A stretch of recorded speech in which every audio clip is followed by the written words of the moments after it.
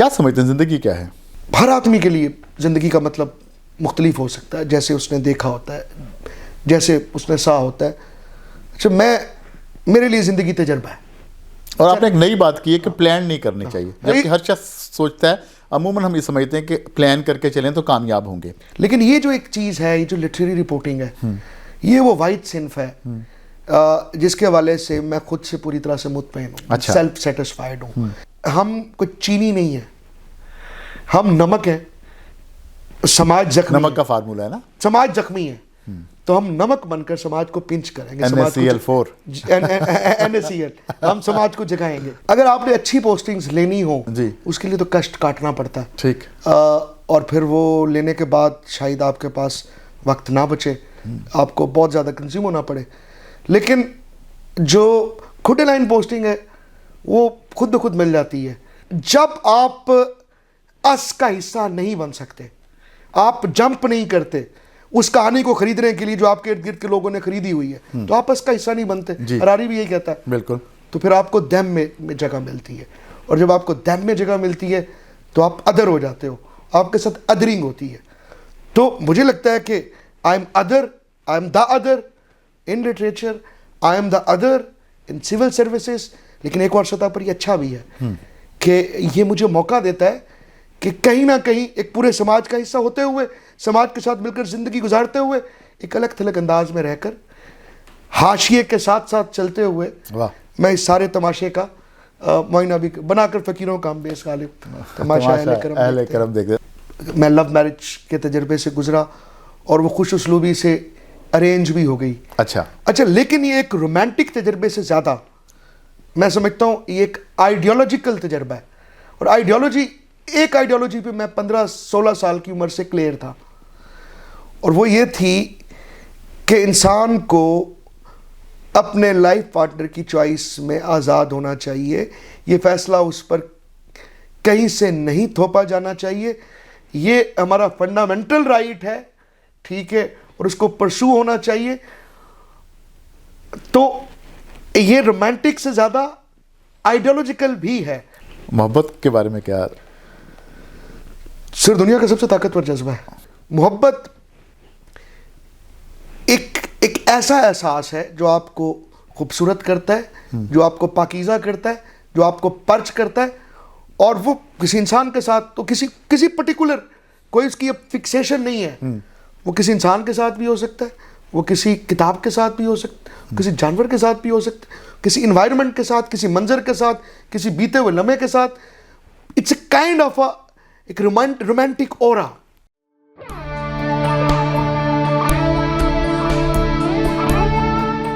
ये radio Pakistan podcast है।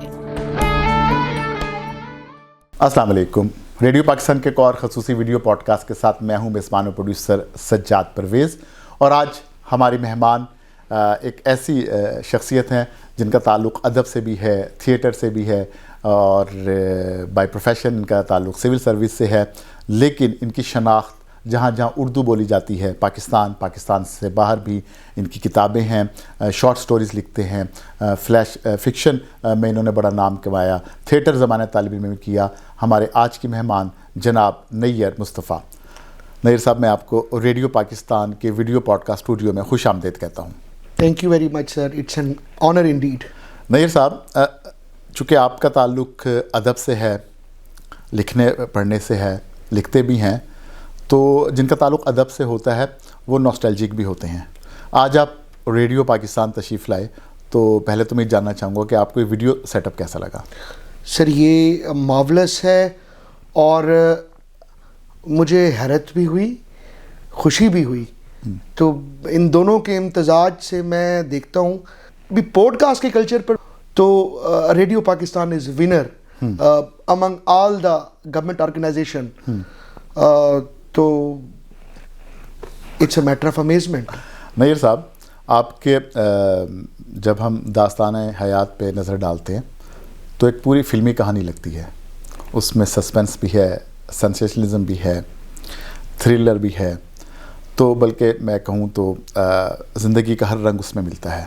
लेकिन हमारे वो सामीन नाज़रीन जो आज पहली मरतबा रेडियो पाकिस्तान के कैमरे के ज़रिए आपको देख रहे हैं, उनके लिए कि एक बच्चा शुजाबाद से ताल्लुक़ रखता था, तालीम के लिए गया, स्टार्ट में मेडिकल कॉलेज किया, फिर वापस आ गया, फिर और तालीम हासिल की, प्रोफेशन चेंज, लिखने की तरफ आया, थोड़ा सा ज़रा बताना पसंद करें। Thank you very much sir. असल में हम में से बहुत सारे लोगों के जो एम्स होते हैं, एम्बिशंस होते हैं, ख्वाब होते हैं, वो बड़े फिक्स्ड होते हैं। अच्छा, एक सतह पर ही फॉर्चुनेट भी है, आपको पता है कि आपने क्या बनना है, आपने क्या करना है, you pave a way, you crave a way, उसके ऊपर आप स्मूथ सेलिंग करते चले जाते हैं, या अगर गिर गिरा भी जाते हैं दोबारा उठकर चल पड़ते हैं। अच्छा, मुझे इब्तदा से ही फिक्शन, अफसाना, ड्रामा, फिल्म ये पसंद थी। मुझे ट्विस्टेड प्लॉट्स अच्छे लगते थे। ठीक। और तो मैं मुड़कर देखता हूँ तो मेरी जो अपनी ज़िंदगी थी उसमें कुछ फिक्स्ड एम्स, एम्बिशंस, गोल नहीं थे। ठीक है। लूजली हेल्ड चीज़ें थी, बेतरतीबी से धरी थी, मिजाज में भी एक क्यास था। तो चीज़ों को आखिरी वक्त तक छोड़ देना, देखना कि अब क्या हो रहा है। अच्छा, क्रिकेट भी खेली तो इसकी भी अहमियत है कि आपने शॉट कैसे लगाई, लेकिन शॉट लगाकर फिर अपनी शॉट को देखना कि कैसे जा रही है, रनिंग करने के बजाय। वाह। तो ये टेम्परामेंट से है ना कुछ। अच्छा, मैंने कहीं ये भी सुना है कि अगर आपने अपनी ज़िंदगी को ड्रामा बनाना हो तो सारे डिसीजन, सारी कोशिश, सारे अटेम्प्ट्स वो आखिरी सेकंड के लिए छोड़ दो। अच्छा। जब आप आखिरी सेकंड तक ये सारी चीज़ें छोड़ देते हो तो बहुत सारे अनएक्सपेक्टेड टर्न्स आते हैं, अनएक्सपेक्टेड ट्विस्ट होती हैं, जा किसी और तरफ रहे होते हैं, रास्ता पलट कर कहीं और चले जाते हैं। यही मेरी ज़िंदगी में हुआ। तो लिहाजा शुराबाद से मुल्तान, मुल्तान से निश्चित मेडिकल कॉलेज, निश्चित मेडिकल कॉलेज से मैस कम्युनिकेशन, BZU, वहाँ से PMS सर्विसेज, फिक्शन निगारी, एकेडेमिया, पढ़ना पढ़ाना। मुझे लगता है ये सारी चीज़ें इसी सिलसिले की एक कड़ी है। ज़िंदगी को ड्रामा और फिल्म बनाने की एक कोशिश और ख्वाहिश है, जिसने ये थ्रिल, ये सेंसेशन या ये कुछ जो आप मुख्तलिफपन है, ज़रा हट के जिसे कहते हैं, वो पैदा किया। तो नैयर साहब, ये सारी चीज़ों से जब आप गुजरे, ज़िंदगी की कठिनाइयाँ भी आपने देखी, मुख्तलिफ चीज़ों से आपकी आशनाइयाँ भी हुई, क्या समझते हैं ज़िंदगी क्या है?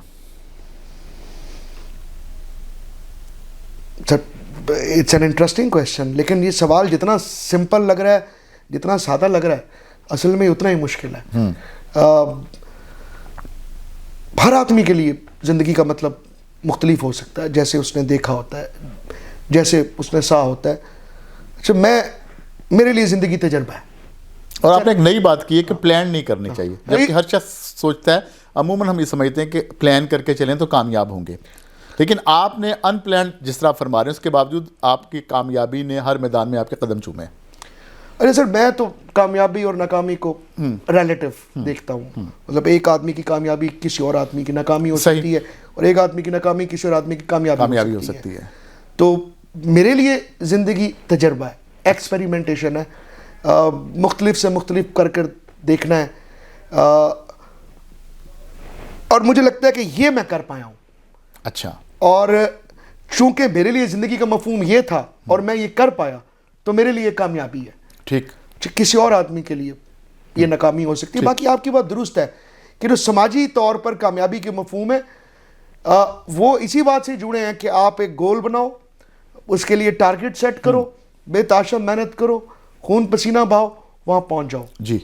और अगर मैं ज़िंदगी को इस तरह से लेके चलता तो ज़िंदगी का ढंग कुछ और हो सकता था, चीज़ें बिल्कुल कुछ मुख्तलिफ हो सकती थी। मेरा ख्याल है शायद आज हमारी यहाँ मुलाकात ना हो रही होती। मोर प्रोबेबली मैं इस वक्त कोई सर्जरी कर रहा होता या किसी पेशेंट को देख रहा होता। लेकिन ये तजर्बा करने और करते रहने की जो जुस्तजू है, ये नई नई राहों पर, नई नई जगहों पर। नहीं यार, बच्चा पैदा होता है हमारी सोसाइटी में तो पेरेंट्स की ख्वाहिश होती है कि या डॉक्टर बनेगा, इंजीनियर। आपको कुदरत ने मौका भी दिया और अब आधे रास्ते से मसीहाई या तिब का शोबा छोड़ के आ गए। सर, मैं तो ज़ाती तौर पर समझता हूँ मेडिसिन, इंजीनियरिंग, मैनेजमेंट, ये सारे अजीम शोबे हैं। समाज को इनकी बहुत ज़रूरत है। ये ना हो तो लोग मर जाएं, समाज तरक्की ना करे, चीज़ें बिल्कुल बिखर जाएं। लेकिन खुद मेरे लिए अगर मैं देखता हूँ, यही जानना चाह रहा हूँ, मेरा एप्टीट्यूड नहीं था। अच्छा। एक आदमी जो ज़िंदगी को समझता ही तजर्बा हो, एक आदमी जो चीज़ों को प्लान ना करता हो, जो कैजुअली देखता हो, जो चीज़ों को आज़ाद छोड़कर देखता हो कि अभी क्या रुख इख्तियार करेगी, तो ऐसा आदमी डॉक्टर बनता तो लोगों की तो ज़िंदगी ख़तरे में होती। तो मुझे डॉक्टर नहीं बनना चाहिए था, समाज के लिए भी और ख़ुद अपने लिए भी। ठीक। तो good for society, bad for me. तो आपने निश्तर छोड़ के कलम कब पकड़ा?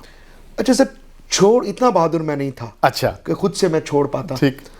पहले मरले पे मैं ज्वाइन ही नहीं करना चाहता था, but I had to join medical college. वालिद साहब का शौक था और बहुत केयरिंग मेरे वालिद साहब का एटीट्यूड, तो उन्होंने दुखती रख पकड़ ली। उन्होंने देखा कि बेटा मेरा लालची है, तो उन्होंने मुझे ऐसी डील दी जिसको मैं इनकार ही नहीं कर सका। तो सन 2003 में उन्होंने कहा कि जो तुम्हारा जेब खर्चे वो अलहदा, तुम्हें हर महीने के खुफिया 5,000 रुपये मिलेंगे, अरे वाह। ठीक है, जो किसी हिसाब किताब में नहीं होंगे, if you decide to be doctor और if you decide to be medical college. तो इंसान लालच के सामने जो है गिर जाता है, तो मैं भी गिर गया एंड आई वॉज देयर। तो जैसे तैसे मैंने वहाँ सर्वाइव करने की कोशिश की। ठीक। बड़ा मुश्किल था, but I did.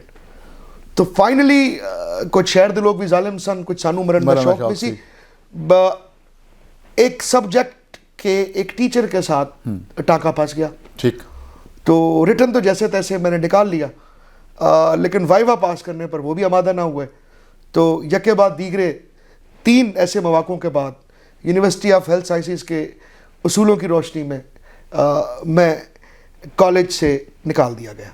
So I am an expelled student. Okay. लेकिन मुझे याद आ रही है एक बात कहूँ, ये वाक़या कि मौसीकी में बहुत बड़ा नाम है ख्वाजा खुर्शीद अनवर साहब जी। फ़लसफ़े में गोल्ड मेडल जी बिल्कुल, फिर CSS में, बल्कि उस वक्त ICS था, उसमें उन्होंने टॉप किया। इंटरव्यू में गए और इंटरव्यू में वो सिलेक्ट नहीं हुए या उन्होंने ख़ुद ज़्यादा मेहनत नहीं की, और उस वजह से फिल्म इंडस्ट्री को एक बहुत अच्छा मौसीकार मिल गया।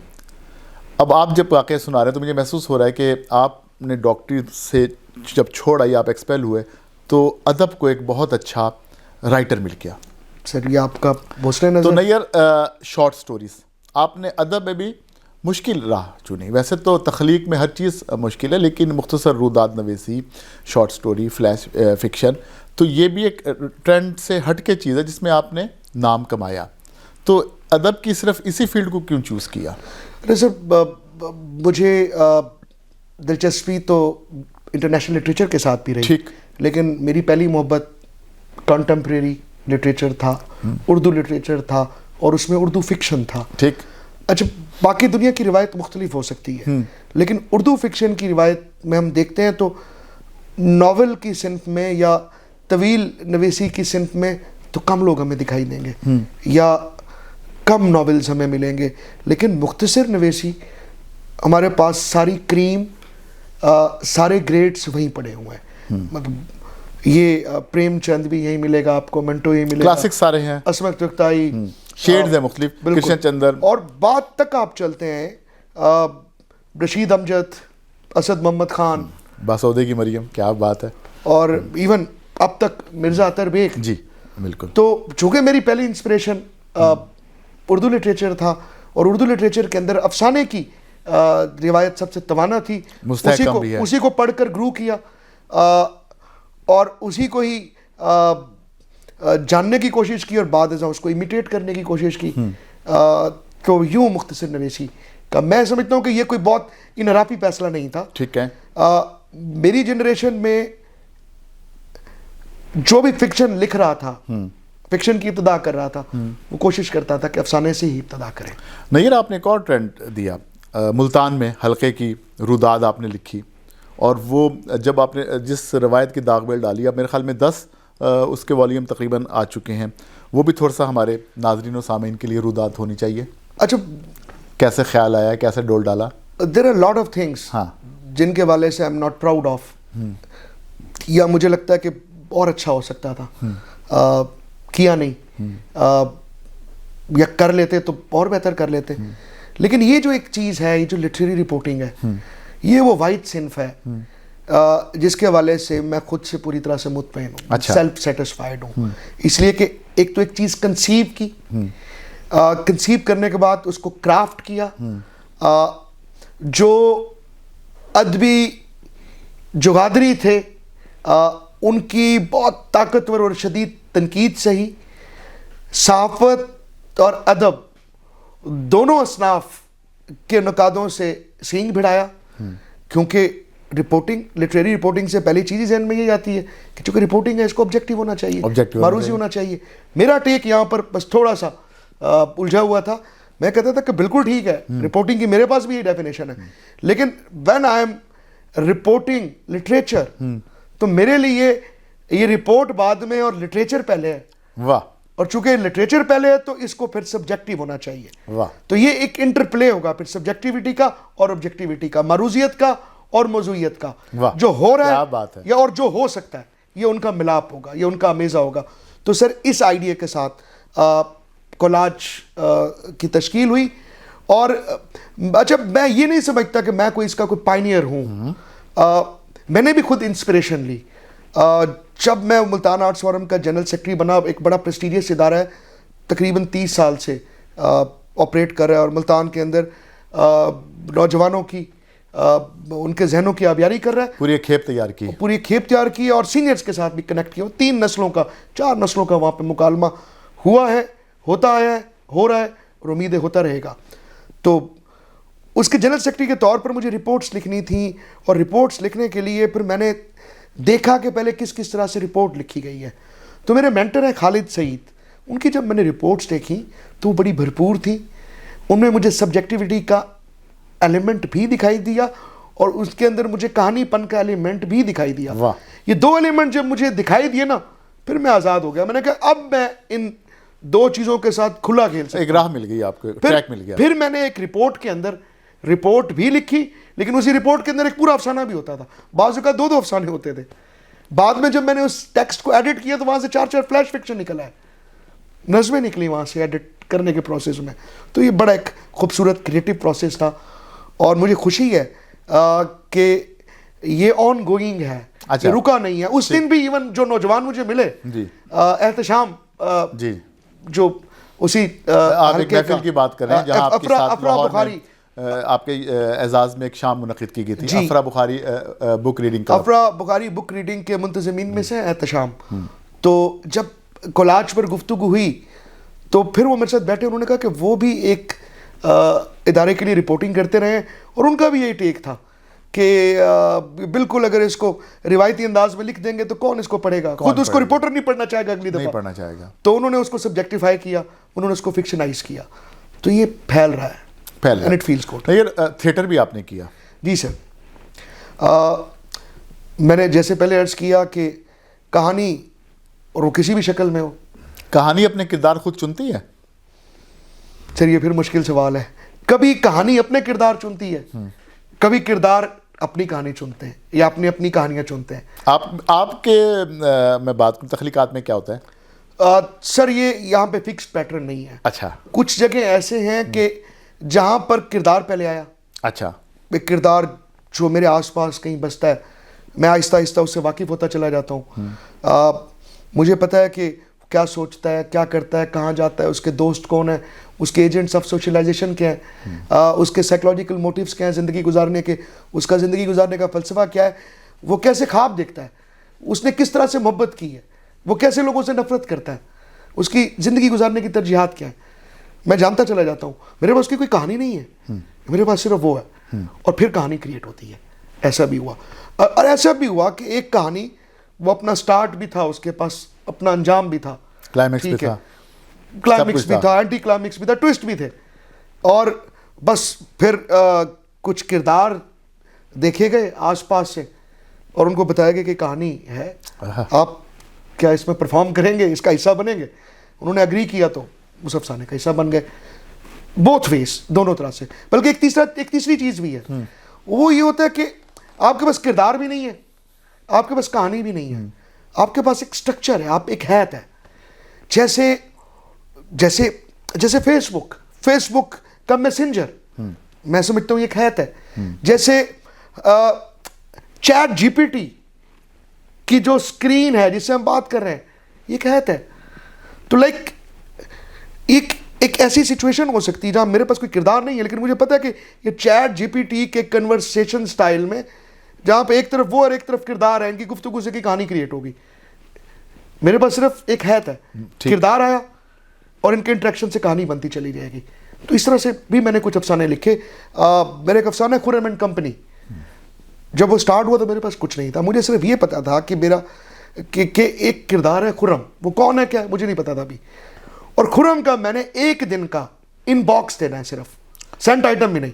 अच्छा, तो फिर ये हैत पहले आई, बिल्कुल। फिर मैंने खुर्रम के बारे में सोचा, एक किरदार आया, बिल्कुल ठीक है। खुर्रम के जरिए जिमनी किरदार आए, और फिर जिमनी किरदारों में से के जरिए आपने इनबॉक्स में झांका, और अल्टीमेटली छोटी छोटी कहानियां बन गई इनके मुख्तलिफ कनेक्शन से। वाह, यानी एक तरह का बुन्नत होती कि वेब बनता गया। यस। थिएटर की हमने बात शुरू की थी। सर चूँकि थिएटर भी कहानी की एक सिन्फ है और कहानी की तमाम असनाफ मुझे अजीज़ हैं, लेकिन I was shy, I was camera shy, I was screen shy, I was somehow introvert. तो परफॉर्म करने का बड़ा शौक था, ड्रामा डायरेक्ट करने का बड़ा शौक था। ठीक है। लेकिन ये चीज़ हिंडर करती थी, ऑब्स्ट्रक्ट करती थी। हुआ ये कि निश्तर में जब मैं पहुंचा तो अफसाने तो मैं लिख रहा था, मगर वहाँ पर कोई अफसाना पढ़ने वाला नहीं था, बल्कि अगर सच कहूँ तो सुनने वाला भी नहीं था। 2-3 सीनियर्स बस, दोज वर ग्रेट, उनसे तो मुझे बहुत वैल्यूएबल इंसाइट भी मिली। शकीब भाई हो, वो इश्तियाक भाई हो, जगम भाई हो, ग्रेट वन। मगर आपका मुकालमा ख़त्म हो गया, खुद कलामी है, मोनोलॉग है। तो इस मजबूरी ने, इन हालात की सितम ज़रीफ़ी ने मुझे मजबूर किया कि मैं अपने टेक्स्ट को ड्रामे में कन्वर्ट करूं। लेकिन मैं कोई एस्टैब्लिश्ड राइटर तो था नहीं, तो डायरेक्टर कहाँ से लाऊं, एक्टर कहाँ से लाऊं? तो दोस्तों को एक्टर बनाया। यानी आपने ऑपरेशन थिएटर के बजाय दूसरे थिएटर को तरजीह दी? जी, सोडियम बल्कि इनिशियली क्यूपिड्स के नाम से हमारा एक ग्रुप था। अच्छा। तो वो लोग जब हमारे दोस्त डाइसेक्शन कर रहे होते थे तो हम समाज की डाइसेक्शन कर रहे होते थे, हम उस वक्त ड्रामा लिख रहे होते थे, तैयार कर रहे होते थे। फिर वो यूनिवर्सिटी तक पहुंचते क्यूपिड सोडियम क्लोराइड में कन्वर्ट हो गया। और सोडियम क्लोराइड का थीम ये था, इसका नाम जब रखा गया कि हम कोई चीनी नहीं है, हम नमक हैं, समाज जख्मी, नमक का फार्मूला है ना, समाज जख्मी है, तो हम नमक बनकर समाज को पिंच करेंगे, NaCl4 NaCl, हम समाज को जगाएंगे। ठीक। तो क्यूपिड्स वो मोहब्बत के देवता नमक बने, थिएटर किया, स्ट्रीट थिएटर किया। अच्छा। अभी यंग थे उन दिनों में, वुकला तहरीक बड़ी उठती हुई नजर आ रही थी, हमें बड़ी वो आइडियलाइज लगती थी, दुरुस्त हर हवाले से लग रही थी। तो उसका हम हिस्सा बने अपने थिएटर के जरिए। और हमने वो मुल्तान से ही 2007 में शुरू हुई थी, मुझे याद है। सही। तो मुल्तान के अंदर हमने 4 दिन वुकला तहरीक के साथ उसको परफॉर्म किया, मुल्तान की तकरीबन हर सड़क के ऊपर। वाह। तो ये भी एक बड़ा गैर मामूली तजुर्बा था। आपकी पहली तसनीफ़ कब मंज़र-ए-आम पे आई? सर मेरी पहली तसनीफ़ सन 2006 में, अगस्त का महीना था। कितना अरसा था तख्लीक और तसनीफ़ के सफ़र में? सर इसके अंदर जो अफसाने थे वो तो 2003 से मैं लिख रहा था, और वो 3 से लेकर 6 तक के अफसाने थे। लेकिन ये एक मिसलिनियस किताब थी, इसमें अफसानों के अलावा खाके और एक खुद नविश्ती नॉवलेट या एक ऑटोबायोफिक्शन भी था। ठीक। वो खाके और वो खुद नविश्ती नॉवलेट वो जून से अगस्त उन 2 माह के दरमियान में लिखा गया। अच्छा। क्योंकि वो सर्कमस्टेंशियल था, वो मेडिकल कॉलेज के तजर्बे को मैं रिलीव करना चाह रहा था।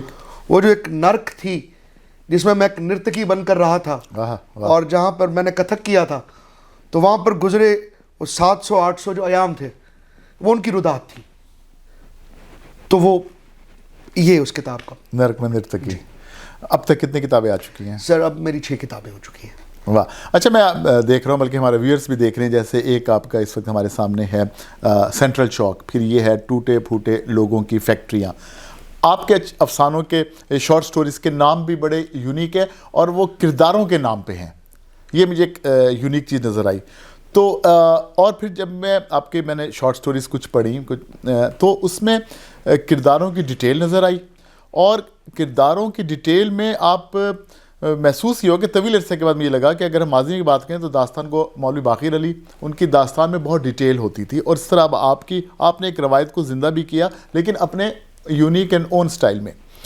ये जो किरदार है, ये जो आम बोलचाल से आप लेते हैं, आपका ताल्लुक पीएमएस से है, ब्रोक्रेसी से है, तो अफसर शाही में इतना मौका होता है कि आम आवाम से आप इंटरेक्शन करें और मुशाहिदा करके सारा कुछ करें? सर अगर जिस तरह वो मुस्तफ़ा ज़ैदी साहब का शेर था ना, अफसरों में शायर, शायरों में अफसर। अरे बड़ी मज़ेदार आपने बात की।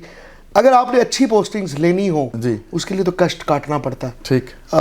और फिर वो लेने के बाद शायद आपके पास वक्त ना बचे, आपको बहुत ज़्यादा कंज्यूम होना पड़े। लेकिन जो खुद लाइन पोस्टिंग है वो खुद ब खुद मिल जाती है। और अगर आपकी ख्वाहिश भी यही हो कि ऐसी कोई पोस्टिंग मिल जाए जिसमें आपके पास वो प्रोफेशन के साथ पैशन के लिए भी वक्त हो, तो मैं कभी पोस्टिंग्स के पीछे नहीं भागा। मैंने किसी को जाकर नहीं कहा, सिस्टम के किसी भी यूनिट को जाकर नहीं कहा कि मैं ये करना चाहता हूँ तो मुझे ये दे दें। तो लिहाजा मेरे पास अपनी ज़ाती ज़िंदगी के लिए भी और अपनी तख्लीकी ज़िंदगी के लिए भी वक्त रहा है। मैंने अभी तक तो इस पर कंप्रोमाइज़ नहीं किया। बाकी मुस्तफ़ा ज़ैदी साहब वाली बात की, तो मुस्तफ़ा साहब लकी थे, वो अच्छा ऐड था, वो अभी आर्ट का ऐड था, वो ब्यूरोक्रेट्स में शायर और शायरों में ब्यूरोक्रेट थे। मैं समझता हूँ अच्छा था, ठीक था। अपने आप को मैं देखता हूँ तो मैं ब्यूरोक्रेट्स में नॉन ब्यूरोक्रेट और अफसाना निगारों में नॉन अफसाना निगार हूँ। और ये ज़्यादा बड़ी ट्रेजेडी है, और इस ऐद की भी ट्रेजेडी है। मुझे कैमियो का नावल याद आ रहा है, द आउटसाइडर, द स्ट्रेंजर। तो कभी कभार मुझे लगता है कि I am like that outsider. और जब आप अस का हिस्सा नहीं बन सकते, आप जंप नहीं करते उस कहानी को खरीदने के लिए जो आपके इर्द गिर्द के लोगों ने खरीदी हुई है, तो आप अस का हिस्सा नहीं बनते। हरारी भी यही कहता है। बिल्कुल। तो फिर आपको दम में जगह मिलती है, और जब आपको दम में जगह मिलती है तो आप अदर हो जाते हो, आपके साथ अदरिंग होती है। तो मुझे लगता है कि I am other, I am the other in literature, I am the other in civil services. लेकिन एक और सतह पर ये अच्छा भी है कि ये मुझे मौका देता है कि कहीं ना कहीं एक पूरे समाज का हिस्सा होते हुए, समाज के साथ मिलकर ज़िंदगी गुजारते हुए, एक अलग थलग अंदाज में रहकर, हाशिए के साथ साथ चलते हुए, मैं इस सारे तमाशे का मोइना भी बनाकर फ़कीरों का हम बेस गालिब तमाशा अहले करम देख रहे। नहीं यार, मोहब्बत के बारे में क्या? सिर्फ दुनिया का सबसे ताकतवर जज्बा है, लेकिन हम सब के पास इसकी इंटरप्रिटेशन अपनी अपनी हो सकती है। मैं अगर सिर्फ मुड़ के देखता हूँ, पलट के देखता हूँ, when I was young, when I was hormonal, तो बहुत सारी तो ये इंड्यूस थी, सोशली कंस्ट्रक्टेड थी बॉलीवुड की फिल्मों से, ख़वातीन डाइजेस्ट और जासूसी डाइजेस्ट की कहानियों से, और दाएं बाएं से जो सुना था, जो दास्तानें सुनी थी वहाँ से। लेकिन with the passage of time, जब ये ज़ाती तजर्बा बना, ये खुद अपने अंदर से गुजार के इस जज्बे को देखा, सबलाइम होता गया, तो अब ये एक मुख्तलिफ चीज़ है। अब बेसिकली मोहब्बत एक ऐसा एहसास है जो आपको खूबसूरत करता है, जो आपको पाकीज़ा करता है, जो आपको पर्च करता है। और वो किसी इंसान के साथ तो किसी पर्टिकुलर कोई उसकी फिक्सेशन नहीं है, वो किसी इंसान के साथ भी हो सकता है, वो किसी किताब के साथ भी हो सकता है, किसी जानवर के साथ भी हो सकता है, किसी इन्वायरमेंट के साथ, किसी मंजर के साथ, किसी बीते हुए लम्हे के साथ। इट्स ए काइंड ऑफ एक रोमांटिक ओरा, ठीक है, जिसको मैं एक फिजा है ये, ठीक है, जिसको मैं वो ए हमीद जैसी कुछ फीलिंग है, जिसको मंटो ने कहा था कि ए हमीद जो है खम्बे को देख के भी रोमांस्टर हो जाता है, खम्बे को देख के भी रोमांस्टर हो जाता है। तो ऐसा कुछ मुझे लगता है। नहीं यार, आपकी अपनी शादी, लव मैरिज? जी सर। यानी इसका मतलब है कि आपने मोहब्बत को हर लिहाज से परखा और उसको फील किया। एक बात, फ्लैश फिक्शन, हमारे वो नाज़रीन सामीन जो इससे आगे हैं, इस बारे में आप क्या कहेंगे? ये उर्दू में बहुत कम लोग और लेकिन जो आप जैसे लोग लिख रहे हैं, कामयाब भी बहुत हैं, मुश्किल काम भी है, लेकिन इसमें आप बड़े जूद गो भी हैं। इसको कैसे डिफाइन करेंगे? अगर आप मुझे इजाज़त दें, before coming to flash fiction, एक पॉइंट को मैं पिछले पॉइंट को थोड़ा सा एक्सपैंड कर दूं। अच्छा, आई एम फॉर्चुनेट अनफ कि मैं लव मैरिज के तजर्बे से गुजरा और वो खुश उसलूबी से अरेंज भी हो गई। अच्छा, लेकिन ये एक रोमांटिक तजर्बे से ज़्यादा मैं समझता हूँ ये एक आइडियोलॉजिकल तजर्बा है। और आइडियोलॉजी पे मैं 15-16 साल की उम्र से क्लियर था, और वो ये थी कि इंसान को अपने लाइफ पार्टनर की चॉइस में आज़ाद होना चाहिए। ये फैसला उस पर कहीं से नहीं थोपा जाना चाहिए। ये हमारा फंडामेंटल राइट है, ठीक है, और उसको परसू होना चाहिए। तो ये रोमांटिक से ज़्यादा आइडियोलॉजिकल भी है। और अब मैं ऐड करूंगा कि ना सिर्फ freedom of association, freedom of profession, मैं समझता हूं कि इस पर हर फर्द को आज़ाद होना चाहिए और अपने लिए खुद फैसला करना चाहिए, क्योंकि दूसरे किए हुए फैसले की हम उस तरह से जिम्मेदारी नहीं उठाते। और एक ऐसा समाज जिसमें कोई भी चीज़ अपने सबसे बुनियादी रिश्तों की जिम्मेदारी उठाए बगैर फिर रहा हो, तो वो फिर कोलैप्स कर जाता है। सबसे पहले तो हम अपनी जिंदगी की जिम्मेदारी लेंगे ना, तो फिर और चीजों की जिम्मेदारी लेंगे। बिल्कुल ठीक है। आंसरेबल पहले हम अपने एक्ट्स डीड्स के होंगे। Sir coming back to sir, चूंकि शुरू ही मुख्तसर नवेसी से किया, तो इब्तदा में तो ये प्लान था कि ये 4 सफ़ों का अफसाना है तो ये 8 सफ़ों का हो जाएगा, फिर 20 सफ़ों का, आहिस्ता आहिस्ता नॉवलेट लिखेंगे, फिर तवील नावल लिखेंगे, अफसाने भी साथ जारी रहेंगे। अच्छा, कुछ ना कुछ ऐसा हुआ भी, अफसाने लिखे, वो ग्रेजुअली तवील होते चले गए, लोकेल उनका बड़ा होता चला गया, टाइम और स्पेस एक्सपैंड कर गया। और फिर डिशमा जो मेरा एक नावल है, और बड़ा यूनिक नाम है, थैंक यू, तकरीबन 90 सफ़ों तक की वो तहरीर थी। तो लगता था कि अब अगला पड़ाव 200 सफ़ात, 250 सफ़ात, मगर वहीं पर एक अजीब व गरीब तजर्बा हुआ। बड़ी तेज़ी के साथ आइडियाज़ आने लगे। वो अपने अंदर मुकम्मल कहानियाँ थी, अपनी इब्तदा और अपनी अंजाम लिए हुए, कोई वाज़े किरदार नहीं थे, लेकिन उनमें बड़े वाज़े थीम थे और वो यूनिक थे। और जब मैं उनको शॉर्ट स्टोरी के तौर पे कंसीव करने की कोशिश की तो वो उस तरह से कंसीव हुए नहीं, और तवातुर के साथ आ रहे हैं। आखिर में मजबूर हो गया कि चले अभी तो इसको जैसे लिखा जा सकता है तो वैसे लिख दें। तो मैंने उनको वैसे लिखना स्टार्ट किया। तो जब 10, 12, 15 तहरीरें हुई तो मुझे लगा कि ये कुछ वैसा हो रहा है जैसे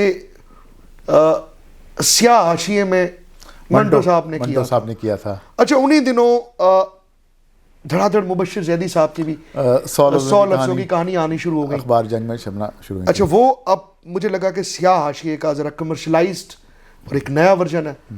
तो फिर मैंने थोड़ा सा ढूंढा कि ये है क्या, तो पता लगा कि जिसको पहले हम अफसानचा कहते थे या शॉर्ट स्टोरी, अंग्रेजी में तो मिलते हैं, उर्दू में बहुत कम मिलते हैं, वो अब फ्लैश फिक्शन है। और बड़ी वेस्ट ने तो इसकी बड़ी असनाफ बना दी है। माइक्रो फिक्शन भी है, इसमें माइक्रो स्टोरी है, इसके अंदर नैनो स्टोरी है। तो फिर जब हो गई कि इसके क्या क्या इम्कानात हैं, तो फिर थोड़ी सी चीज़ें इसमें स्ट्रक्चर होती चली गई। फिर रिवायत के अंदर मैंने देखा तो मुझे कुछ और लोग मिले, रामलाल मुझे मिला, बिल्कुल। इवन बड़ा दिलचस्प है, मुनीर न्याजी कितने बड़े शायर थे, लेकिन उन्होंने शायरी में फ्लैश फिक्शन का तजुर्बा किया है। वक्त तो अगे लंघ जान दी सजा, बंदा कला रह जाता है, तो मेरे लिए तो नैनो फिक्शन है। नज़म भी होगी बिल्कुल, लेकिन मेरे लिए नैनो फिक्शन है। तो इस तरह से ये सिलसिला शुरू हुआ और अभी ये रिवायत बड़ी ताकतवर हो रही है, जी, मुस्तहकम हो गई है। मोहम्मद जमील अख्तर जी पिंडी से बहुत अच्छा फ्लैश फिक्शन लिख रहे हैं। इसी तरह से सफ़ी सरहदी खैबर पख्तूनख्वा से बहुत अच्छा लिख रहे हैं, ही रॉट वेल। यस, खासतौर पर फेसबुक और सोशल मीडिया पे उनकी अच्छी खासी फॉलोइंग है जी। और अभी शायरों में से ही एक साहब है, कहीं ना कहीं मेरे हम नाम भी, शहजाद नैयर, यस, उनकी फ्लैश फिक्शन की एक पूरी किताब आई है उनकी, बिल्कुल सही तो फरमा रहे हैं। बहावलपुर मुल्तान के अंदर लियाकत अली लिख रहे हैं, अभी साहिर शफीक ने लिखना स्टार्ट किया है, जैगम रजा ने कुछ फ्लैश फिक्शन लिखे हैं। फिक्शन क्लब बहावलपुर एक इदारा है, वहाँ पर तो उस प्लेटफॉर्म पे तो 8-10 लोग लिख रहे हैं। सो मैं इस सिंफ को ग्रो होता हुआ देख रहा हूँ। और एक बड़ी दिलचस्प चीज़, और ये मैं on the cost of repetition फिर कहूँगा क्योंकि बहरहाल ये दिलचस्प बात है, क्रिकेट को और फिक्शन को सिनोनिमस करें हम तो एक बड़ी दिलचस्प चीज़ हमें देखने में आएगी, वो ये कि जो 90s का, 80s का, 70s का, 40s का, 50s का जो पॉपुलर फॉर्मेट था, वनडे क्रिकेट आई तो बजाय टेस्ट 5 रोज़ा ख़त्म हो गया गना या गई। 3 डेज का ख़त्म हो गया। अच्छा, और T20 आया तो सोचा जा रहा था टेस्ट बिल्कुल ही गिर बिल्कुल, जाएगी, सही। ये 2 फॉर्मेट रह जाएंगे, मगर हुआ ये कि उधर से टेस्ट क्रिकेट ज्यादा स्टैब्लिश हो गई, उधर से T20 ज्यादा, और वनडे बहुत कम हो गए तादाद में। आप ये देखिए कि बाबर आजम को आप अभी तक 150 वनडे नहीं दे सके इतने सारे सालों में। बिल्कुल सही कह रहे हैं जितने टाइम में शाहिद अफरीदी ने 300 खेल लिए थे, जी। इंजमाम ने 250 खेल लिए थे, तो इसका मतलब तादाद कम हो गई। कम हो अभी गई। चैंपियन ट्रॉफी का गलगला है तो जरा बढ़ गई हो तादाद, नहीं तो पूरा पूरा साल आता है जी जी, जिसमें पूरा वनडे कैलेंडर नहीं होता। पूरा कैलेंडर होता था, बिल्कुल सही कह रहे हैं। तो एक तवील फॉर्मेट और एक बिल्कुल मुख्तसर फॉर्मेट, क्रिकेट का ये तजर्बा था। इसको अप्लाई करके जब लिटरेचर मिला के देखा, और वजह मुझे अभी भी कोई वजह हो गई सही, कोई नुक्ता इश्तराक जरूर होगा, तो हमारी तरफ भी ये हुआ कि अफसाना सबसे ज़्यादा पढ़ा जाने वाली सिंफ थी, मगर उधर से नॉवेल और इधर से फ्लैश फिक्शन ये ज़्यादा पॉपुलर हो गए। इनके लिए ज़्यादा रीडर जीलस है, जबकि अफसाना पढ़ा जाना एकदम कम हो गया है। सही फरमा रहे हैं। तो ये एक जो बड़ा दरमियान की दिलचस्प मशहूर सिंफ phenomenon थी। है। अच्छा नैयर, कोई आखिरी बात जो रेडियो पाकिस्तान के कैमरे और माइक्रोफोन के ज़रिए कहना चाहें, लेकिन इससे पहले मैं ये भी साथ साथ जानना चाहूँगा कि आपकी आने वाले दिनों में कितनी तसानीफ़ आ रही हैं, कौन कौन सी पब्लिशिंग की या प्रिंटिंग के मराहिल में, या कौन सी आपकी अभी टेबल पर है? जब वो कहते हैं ना कि वो पहली बात या आखिरी बात थी, तो आपका जो पहला सवाल था वो था नॉस्टैल्जिया के बारे में। तो I will connect to that कि 2021 में जब ये मेरी आखिरी किताब, अब तक की आखिरी किताब सेंट्रल चौक आई, तो उस वक्त मैं अपनी ज़िंदगी को पीछे पलट कर देख रहा था, और सेंट्रल चौक में उसकी रिफ्लेक्शन थी। जो मुझे लग रहा था सेंट्रल चौक के छपने के बाद ये जो नॉस्टैल्जिया की ये जो लहर है, ये जो रोमांचिक लहर है, ठीक है, ये मोहब्बत का नया तस्वीर, सारे डॉट कनेक्ट हो जाएंगे। ये और मालूम हो जाएंगी चीज़ें, मगर वो एकदम बढ़ गई। 2021 से लेकर 2025 तक पिछले 4 साल के अंदर जिस सिंफ में मैंने सबसे ज़्यादा लिखा है वो मेमायर्स हैं, वो ऑटोबायोफिक्शन है, वो रुदाद नवीसी है, वो नॉस्टैल्जिया नवीसी है। अच्छा, फॉर्मेट्स उसके मुख्तलिफ हैं, मतलब मेरे पास रिपोर्टाज भी बहुत सारे इकट्ठे हुए, ऑटोबायोफिक्शंस बहुत सारे इकट्ठे हुए, शजरात इकट्ठे हुए, मेमायर्स बहुत सारे इकट्ठे हुए ज़िंदगी के मुख्तलिफ फेजेस के। तो मुझे इब्तिदा में तो लग रहा था कि कोई एक आध किताब, या मुमकिन है सेंट्रल चौक के ही अगले एडिशन में सारी चीज़ें, लेकिन अभी 6 माह पहले मैं चीज़ों को प्रोसेस कर रहा था, तो मुझे अंदाज़ा हुआ कि हर सिंफ में से अब एक किताब निकल सकती है। तो एक किताब ऑटोबायोफिक्शन की, और ये एक नया तजर्बा होगा ऑटोबायोफिक्शन की एक पूरी किताब, और इसी तरह से एक किताब मेमायर्स की, एक किताब खाकों की, एक किताब जो बाकी मांदा लिटरेरी रिपोर्ट्स थी कोलाज की एक्सटेंशन में, वो तो ये 6-7 किताबें हैं जो पाइपलाइन में जो फिक्शन में और नॉन फिक्शन में या फैक्शन में वो मौजूद हैं। तो मैं देख रहा हूँ उनको आता हुआ, and I am very excited for that. हमारी नई ख्वाहिशात आपके साथ हैं, हम इनका इंतज़ार भी करेंगे, बल्कि अदब के वो तमाम क़ारीन जो इस वक्त हमारे सामीन हैं, नाजरीन हैं और आपसे आशना है आपके नाम से, इस यकीनन इसका इंतज़ार करेंगे। नैयर, आज आप रेडियो पाकिस्तान लाहौर के वीडियो पॉडकास्ट स्टूडियो में तशरीफ़ लाए, हमारे मेहमान बने, और बहुत ही मज़ेदार गुफ्तगू हुई, आपके साथ रही। आपका बहुत बहुत शुक्रिया। Pleasure all mine sir, stay blessed. जी, इसके साथ ही इस खसूसी वीडियो पॉडकास्ट से मेज़बान और प्रोड्यूसर सज्जाद परवेज़, अपनी शोबे खबर की टीम, प्रोड्यूसर ग़ुलाम हैदर और इंजीनियर रेहान आरिफ के साथ मुझे इजाज़त दीजिए। अल्लाह हाफिज़।